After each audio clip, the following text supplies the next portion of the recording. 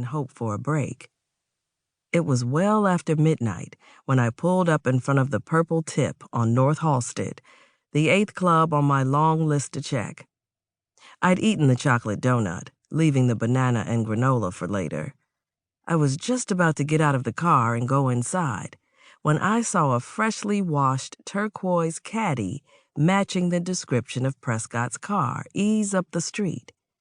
I caught the plate and matched it to the info in the law firm's file.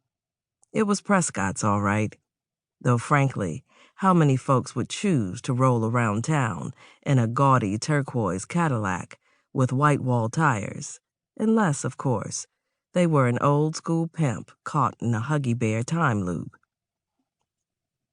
I slid down in the driver's seat as the car moved past me and parked at the curb across the street.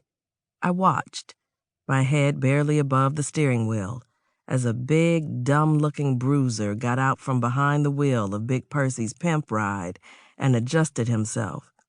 He had to be Prescott's muscle, hired to discourage the unwelcome. The bruiser wore a red velour warm-up suit with white stripes down the outside of the pants, underneath a fur coat made from what looked like synthetic muskrat. He reached into the back seat and came out with a beat-up guitar case. That's when Big Percy got out of the passenger side and scanned the street. He wasn't a complete idiot. He knew he was dodging the court.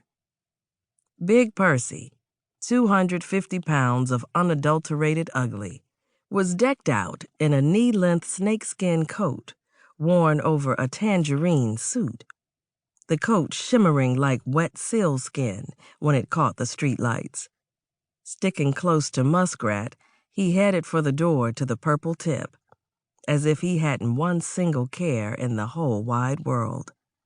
Folks were milling around in the street, even at this hour, coming out of bars, going in.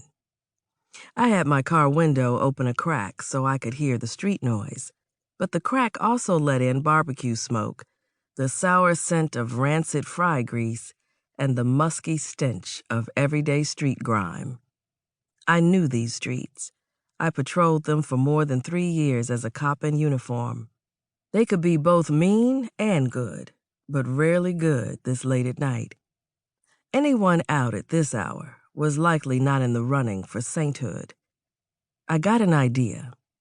I felt for the gun in my ankle holster, just for reassurance, and then stuffed the summons in my back pocket, bounded out of the car, and rushed across the street, dodging potholes nearly big enough to drop a casket in. Big Percy! Prescott froze mid-stride, reeled, his eyes wild, wary, a cornered rat caught flat-footed mere inches from his hidey hole. I clasped my hands together gleefully. Big Percy Prescott? I can't believe it. The bodyguard, deciding now would be a good time to earn his keep, moved to act as buffer between Big Percy and me. I sidestepped him, gave him a flirtatious wink. I love your music. I fluttered my eyelids a little. I really was shameless. You have the fingers of an angel. I'm such a big fan.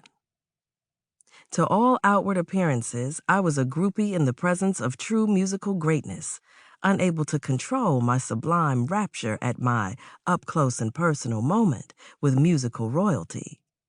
Truth be told, I'd never heard of the man until yesterday, when I got the job. The photo of him clipped to the law firm's paperwork did him more justice than he deserved. Big Percy brushed the muskrat aside, sidled in closer to me, and shot me a megawatt smile that revealed a shiny gold tooth right up front. Is that so, pretty lady? I smiled. Oh, yes, indeedy. Would you mind? I slid the summons out of my pocket and thrust it forward, seal side down. I would just love your autograph. I eyed the muscle. You wouldn't happen to have a pen on you, would you, handsome? Best to keep him busy. He smiled back, patting at his breast pockets as though trying to put out a small fire. Big Percy checked for a pen, too, feeling around in his trouser pockets, coming up with one in record time, which